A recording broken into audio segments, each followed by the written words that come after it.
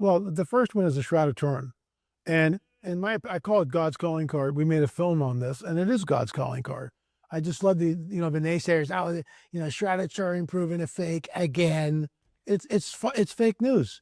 You're not looking at the evidence. When you sit down and hold someone's feet to the fire, do you know about the carbon-14 dating? Do you know that they only took it? Let's say this is the shroud right here, right? Shameless plug for the magazine, folks. If you don't have it, sign up. But they took a little sample from here, way down in the corner of the shroud. The protocols were to take 3 samples from different parts of the shroud. They didn't do it. They didn't do it.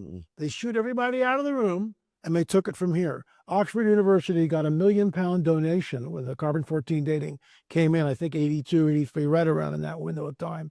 And they gave him £1 million from an unknown donor for proving the shroud to be a fake. Yeah. Later on, and this is in our film, we interviewed Joe Marino and his wife, Sue. Sue's passed away now. But they looked at the evidence and said, something's wrong here. And they wrote a paper on it. Yeah. And Check sure enough, paper, yeah. and a peer review paper. And sure enough, they went in and they looked, Ray Rogers had a sample right next to this, right next to it. And he says, well, I can debunk this in 10 minutes. So he goes down, looks at the sample under a microscope. Sure enough, he sees that, wait a minute, there's 2 different fibers here. One's linen, one's cotton. And that debunks the whole carbon-14 dating. But the shroud was not seen until 1898. And so how do you create an image on the shroud?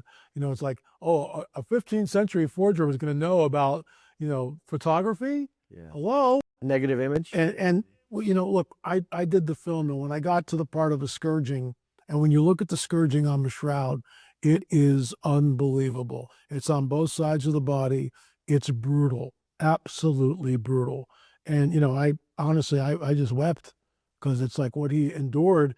The wounds are all exactly like the biblical, narrative. It's not a crown; it's more like a helmet. And it was banged. When they hit him on the head with the reeds and all that stuff, they're hitting the crown, and the thorns are going into.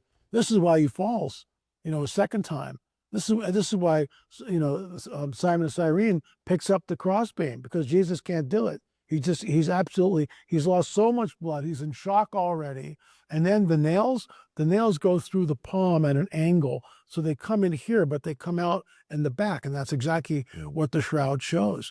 The wound in the side with the bilirubin, the water and blood coming out. I mean, it's forensic evidence of the greatest event. And if you think you know about the shroud, but you've never studied it, okay, so you're ignorant of studying the shroud. And then if you think you know, now you're arrogant. And ignorance and arrogance, deadly combination. Spend an hour on shroud.com, or, look at our film. But we tie the shroud into the Sudarium of Oviedo.